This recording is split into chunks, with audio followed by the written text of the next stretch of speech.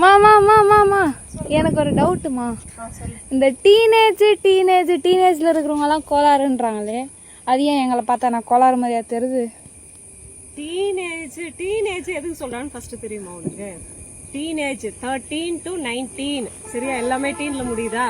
அதுதான் teenage. Teenage பத்தி உனக்கு தமிழ்ல சொல்லட்டுமா இங்கிலீஷ்ல சொல்லட்டுமா? தாங்கள் தமிழிலே பறையும். 13 வயசுல பளிச்சுன்னு ஒரு அழகு வரும். அதுக்கப்புறம் தான் எல்லா பிரச்சனையும் கூடவே சேர்ந்து வர ஸ்டார்ட் ஆகும். 14 வயசுல பாக்கறதெல்லாம் அழகா தெரியும், பல்ல காமிக்கணும்னு தோணும். 15 வயசுல ஐம்புலன்களும் நம்மளால அடக்க முடியாம அமர்க்கலம் பண்ணும். 16 வயசுல பண்ணி கூட அழகா தான் தெரியுமா. இதை நான் சொல்லல, எனக்கு முன்னாடியே யாரோ சொல்லி வச்சுட்டு போயிருக்காங்க.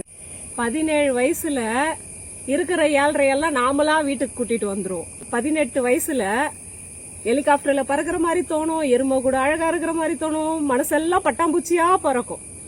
19 வயசுல நவகிரகங்கள் எல்லாம் சேர்ந்து. நவகிரகமா?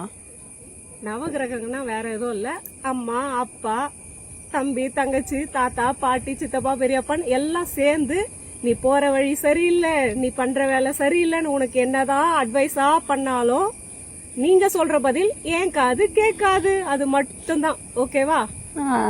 இவ்ளோ பிரச்சனையில இருந்து வெளியே வர்றதுக்கு ஒரு வழி இருக்கணும்ல? வழி இருக்குது, ஆனா நம்மளுக்கு தான் நல்ல வழி கண்ணுக்கே தெரியாது இல்ல. ஐம்புலன்களையும் அடக்கி ஆசிரியர் சொல்றதெல்லாம் கேட்டு 7 நாளும் படிச்சு, வாரத்துல 7 நாளும் ஒழுங்கா படிச்சேன்னா உன்னை வெல்றதுக்கு உலகத்துல ஆளே கிடையாது.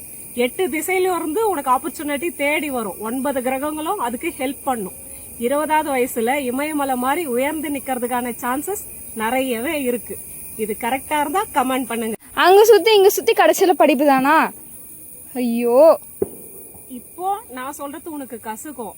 இப்ப நீ அது கஷ்டமா தெரியுது பாரு, இதுக்கு பேரு தான் டீனேஜ். சரியா? என்ன சொன்னாலும் மண்டையில ஏறவே ஏறாது. அனுபவிச்சு வா வெளியில. பாய்.